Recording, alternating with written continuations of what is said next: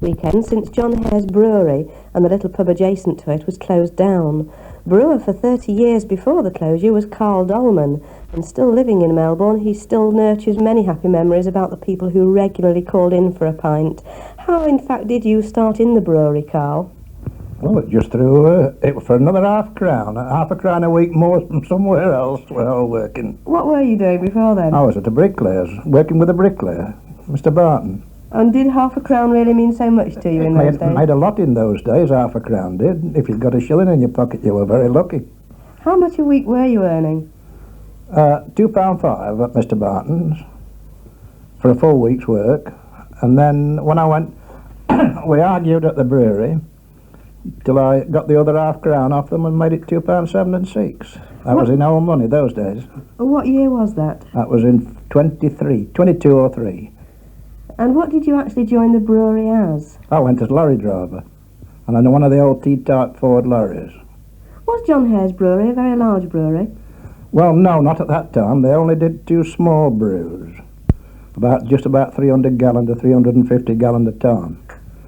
And it gradually kept rising in the years until it got to 600 gallon a day, and that was sometimes including Sundays, much to the annoyance of the Wesleyans across the road because you could smell it everywhere all around Melbourne. Were there many other local breweries in Melbourne then? No, there were no local breweries in that town.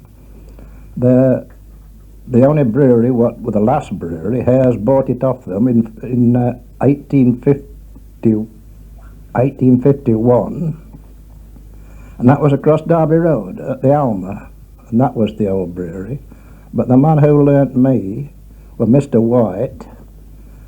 I had to help him out, and he'd been the brewer at the hotel at Melbourne all his life, and that was just it. If you joined the brewery as a lorry driver, how did you come to start brewing yourself? Well, I helped him out because he was getting old, and he asked me if I'd take over and help him. And I gradually took over when I got some spare time helping him and all that sort of business, and then I gradually started got to brew on Saturdays, which meant a full day from 4:30 in the morning till about 6 at night. 4 o'clock at night. And then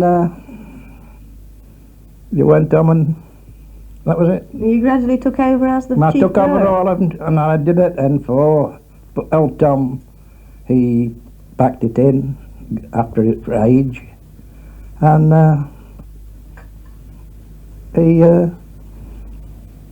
that's how I learned. Trial and error, that's how I learned.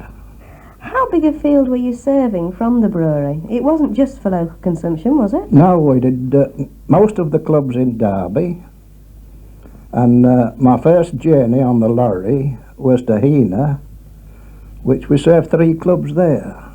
But Hare's gradually got round to the clubs until they fit nearly all of them. And then that's the reason they kept extending and extending till they got to such a capacity they couldn't do no more. What sort of clubs were these? Well, they're working men's clubs and labour clubs at Hina, ex-servicemen's clubs, British Legions. And did you actually start off going to deliver the beer to these clubs? Yes, I took the beer, and then they wasn't satisfied. They had to go and have 2 more clubs built, which both proved successes. They're the 2 of the biggest clubs in Derby. One was Elton Road, and the other was Alveston and Social Club, Alveston in Trent Street. And I took the first, that took 636s each for a start, and put them on the throws, and they opened at night and started it. And then they gradually get building up. And to give you a bit of idea, when beer were rationed while the war was on, their quota was 14 barrels a week. That were 36s, not these bits of canisters what they've got nowadays. Because the beer were put in 36 gallons and 18ers. But when I first went, we had a lot of private trade, and a 6-gallon barrel of beer, and you took it to the house, tapped it, and put it in the pantry or wherever they put it. It were 19 and threepence. Great. Now for a 6-gallon barrel delivered. Right. Guinness was 4 farthing a bottle, delivered. 4 and threepence a dozen, delivered. So you can... You can hardly get a pint for that now. You can't get it for that, not a good pint. What about the barn tub itself? Because that was a very tiny pub adjacent to the brewery, Yes, it wasn't was about 5 yards square, I should say. And they'd all got their own seats. As soon as anybody walked in and somebody else went in, they used to go in there in for have a bit of foolery, come out of it. And they'd all got their own seats and their own mugs, most of them. Their own mugs? Mugs, a pint mug, They didn't, the pot ones. they didn't drink out of glasses? Well, some of them did. You know, there were glasses as well, but most of them had got their own mugs. Why did they have their own mugs, and why did they drink out of pot rather than Well, glass? they liked it that way. They used to say that it tasted mellow when you drunk it out of one of them. And some of the old ones used to say, well, a glass one cuts it. What they meant, I don't know, but that was just one of the old fads what they got used to.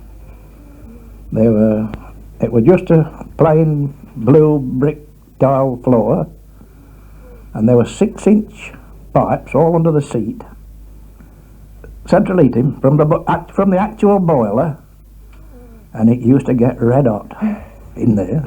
And how some of them could stick it in the corner, I don't know, because I've seen them go red in the face with it. Did they used to have regular opening hours? Well, it was very rare you opened before 11 o'clock. Then, of course, they had to shut at 10 in the first instance, and then it got to 10:30 and in summertime, and that was it. People weren't too fussy, though? No, and there was those 3 steps to go up and down when they come in, and how some of them ever got down, I don't know. But one remarkable thing, there was an Irishman came in, and he kept drinking this beer, because it was that nice and, you know, beautiful stuff. He kept drinking it, and he went straight forward when he went outside. He didn't turn left to go down the steps. And he dropped on in the middle of the road, and he says, sure and begorra, that's the biggest step I've ever gone down in my life. I think you used to get up to a lot of tricks as well, the old-timers. They did all sorts of tricks on them, all sorts of tricks. And anything for a bit of foolery that time, because that was the only thing to do. There was no television, you know. You still have 1 or 2 relics from the pub, don't you? Yes. This one up here, this big thermometer, this brass one, that's solid. It's a fair old weight. That was what used to be in the mash tub, and you used to take the temperature with it after you'd brewed, mashed. That's what that was for, it got me such a temperature. It's a beautiful job, isn't it? It is indeed. Where did the raw materials come from? Well, this is a Nottingham block job, I think. No, this is This is John Davis of Derby, look. Mm. And the taps was John Davis. And most of it stuffed with barrels. The barrels came from Hill Brothers in Stores Road. And they used to make new barrels for us and repair the old ones, all sorts of things. You often brought a load back with you, you know. And the malt, what we brewed with, came from Derby in Wood Street. And this same firm won the gold medal at London at the Brewers exhibition. They dressed some malt for Offilers, and they won it there for them. It was brewed with nothing but malt and hops, and then we put the occasional sugar in. It was what they call it was candy. It was in big lumps, and I think we put about 20 to 30 pounds of sugar in. It had got to be put in the copper when it was boiling at 2 o'clock. And the kids used to call from school while the war was on. Give me a bit of candy, please. Well, my own son got to going, and he used to bring about half a dozen with him, and I think they got raiding it when I was there at dinner time some days. Because the kids had got no sugar, you know, no toffee. They love this candy. And at 11:45 in the morning, we used to go and knock at the back door and shout, "Can we have a allowance, please?" They brought us, how many ever was there, We had a pint apiece, brought in one of the old pot mugs, and at 2:45 in the afternoon. And also, we took a pint home with us in a bottle, and we would have as much as we wanted in the daytime helping ourselves as well, but that was just the official allowance. And my own son, yeah, he only about, well, he could just crawl, and he used to meet me at the end of the passage, crawling with this little medicine glass. And, oh, Dad. And I used to pour him a drop out, and he'd suck that. And it's never bothered him since, whether he had any beer or not since. He never took to it, he just had that drop while he was a kid. You were also showing me the equipment you used to test the gravity of the brew. Saccharometer. Well, that took the gravity of it. You could only make it at, you made it at such a gravity, and then you paid excise duty on what gravity you made it. Did you have the customs men actually coming to the custom and brewery? excise came every day from Derby. Every day? Every day, and sometimes at night. And I've seen them come at night to take it. They were entitled to come in the place any time they wanted. Did you have to pay any sort of tax to them? Oh yes, you had to pay the tax every month. The boss did. It was in the region of £3,000 a month then. That was in those days, and it's gone up and up since then. You still have the old bar top bell as well, don't you? Yes, it's here. That was on the bar top, and as soon as they come in and there wasn't nobody in the place, I did have the actual balm tub. There used to be a balm tub, a square vessel, well, a round vessel, what they put the balm in, and people used to come for 8pence and penn'orths of balm to make bread, ginger beer, and all sorts of things. And balm was like yeast, was Yeast. it? That's what where it got its name from, the balm tub. And also, people come from all round to fetch this balm, and they used to have it for boils and that, for the skin. And they come and have a spoonful, they call in the brewery and actually have it when they were walking by. Well, you used to clear the boils up, didn't Clear you? the boils up. Oh yeah. Well, it was supposed to do, they always said so. There was an old well as well, wasn't there? Oh, it were a beautiful well. Beautiful well, and they had it altered and made it bigger,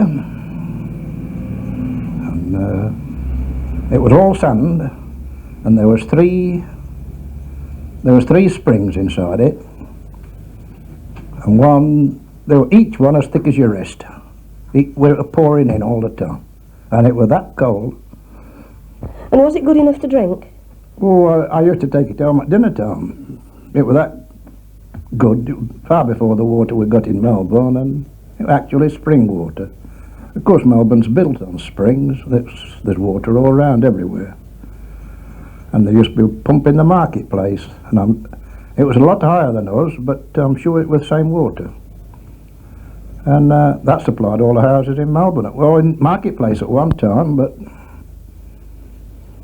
that was done away with. There was nothing, everything was vandalised. This man who bought this place, the brewery, he actually scrapped everything. Coppers, it was all, the coppers was copper, and everything was in copper or brass. Even the vats would got copper linings. Why did the Offilers Brewery close it down when they took it over? Because they wanted the trade. And that's how they got it. And when they closed it down, they sold it, presumably? Well, they sold it to, on condition it couldn't be a brewery, I was under the impression. But it wasn't long. They didn't keep it long. They were supposed to have kept it as a storeroom they was going to, but no. It was just simply sold to this dealer, and he scrapped everything. Great shame, and I should imagine that a lot of the older people in Melbourne missed it a great deal. Oh, I saw tears in some of them's eyes that night when it finished. That's next Saturday night. If a stranger come in the place, they wondered what he was after, and he got to qualify before he could play at cards, or they got to be one short, or play at dominoes. Yes, they had some real dues. A lot of happy memories. Are there many people living in Melbourne still that also remember it? Well, It's 25 years since it was shut, so that'll give you a bit of idea. There's some of the people when I meet them in the street start talking about it, or when we meet in different places. Talk about the beer and one thing of another, but it's all different now. I mean, it was the actual beer. But it makes me wonder now, where we use hops and malt, there used to be a train load come every morning to Melbourne station from Burton for the farmers and gardeners for the hops and the malt, the grains. But what's happened to all that now? Because you never see them in trucks now. I'll admit there must be some. Is there any of this old beer still left? I've got 2 bottles and that's all. And that's the last of the old John Hare? Well, I understand there must be 1 or 2 in the district that some of them saved them just for sentiment, I expect, but I couldn't tell you. And it's too precious even to open them? Oh, I wouldn't open that. I'll save it for the lads. They can just do what they like with that then.